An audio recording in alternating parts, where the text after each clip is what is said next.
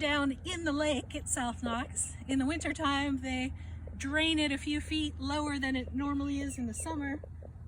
And so up by our dock, it's all mud with a little bit of water. This is Stock Creek, which is flowing out and joining the Little River, and then joining the Tennessee River, which flows into the Ohio River, which flows into the Mississippi River, which flows into the Gulf of Mexico.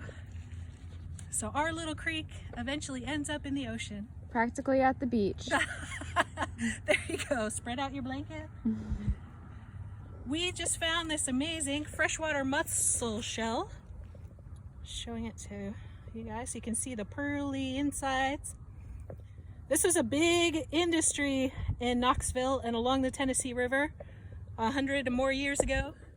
And what they would do is get these big shells and cut, not cut holes, but cut circles out of them and use them for buttons because they were pearly.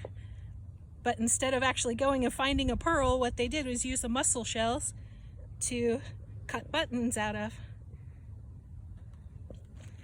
We're also down here to talk about the weather and ways that you can find out about the weather without checking your phone, or what people did before there was the internet. One of the things is to look at the clouds. You can see the little wispy spread out clouds. Those are actually called mare's tails, like a horse's tail blowing in the wind. That shows that up in the high in the atmosphere there's wind blowing and stretching out those clouds. It's usually an indicator of good weather, and it's a beautiful day today, so we know that that's true. Also, by looking at the water, we can tell a little bit about the weather. You can see right now there's pretty good reflections and the water looks pretty flat, only small little waves. And there's a scale. Before they actually had a scientific measurement of how fast the wind was blowing, there's the Beaufort scale, which is what they used on sailing ships, and it goes from 0 to 12 and shows you what's going on the land and what's going on top of the water, and then probably about how fast the wind is blowing to make certain waves. Like if there's starts to be foam on the water, then it's a 3 on the Beaufort scale and about 8 to 12 miles per hour wind. So it goes from flat calm to hurricane, and these are all the different parts on it. So today there's just little tiny wavelets, they would call it, because they're not even official waves, just little bit of ripples on the water. So we would be at a 1, very little wind. If there was a flag hanging here, it wouldn't be blowing in the wind, it'd just be hanging flat down. And so with the calm air and the light wispy clouds in the sky, I would say it's going to be a nice day today and tomorrow. That's my prediction. We're at one of the streams that flows through Star's property. Hall Road is behind you and the lake is behind me. This water is flowing down through people's yards and then through Star and out to the lake. And we're going to do 2 tests right here to give us a sense of whether this water's healthy. Not healthy to drink, but healthy for critters to live in.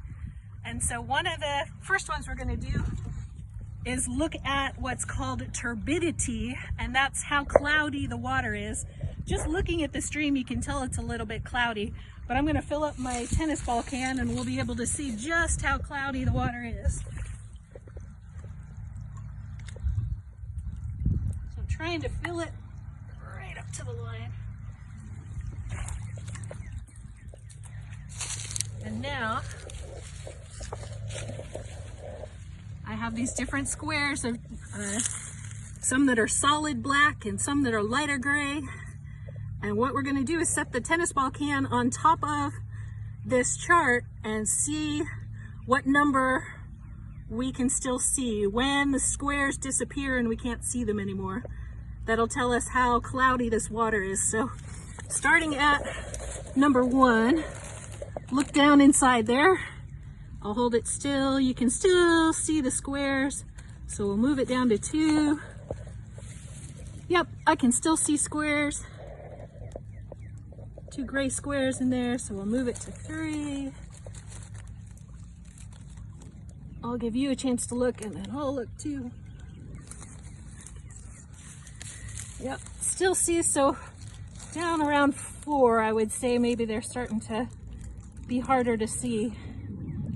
And I'm sure that 5 we can't see, so somewhere 3, maybe about 4, which isn't bad. That's about halfway, so it's not so cloudy that we can't even see number 1.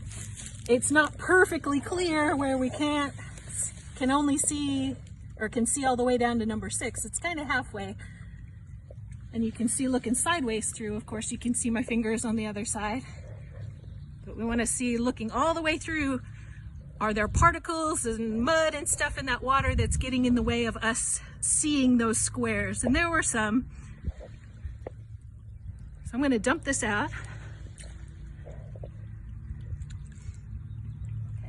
In the water on the very end of my finger is one of the creatures we found. A little tiny larva of probably a mayfly. You can see the little tails just below my the line of my knuckle there, right about where the shadow of the phone is. This is a baby insect that will live in the stream until it gets older, and then it will emerge from the stream and be a land-dwelling insect. I'm going to put it back in the water. Maybe go off my finger. There we go. And we found 2 crayfish today, and they're on that list that I showed you. They're in the middle group of tolerates some pollution. So that kind of goes along with what we saw with the water turbidity, that this creek is a kind of halfway, not amazing, pristine, but not totally polluted either, because the crayfish can handle kind of in-between conditions. We were also noticing we have one that's a lighter color and one that's a darker color. So one that's camouflaged for hiding under the weeds and some of these dark leaves that are on the stream bottom, and another one that's for the lighter rocks and mud. So even among crayfish, there are 2 different places where they can hang out and be camouflaged.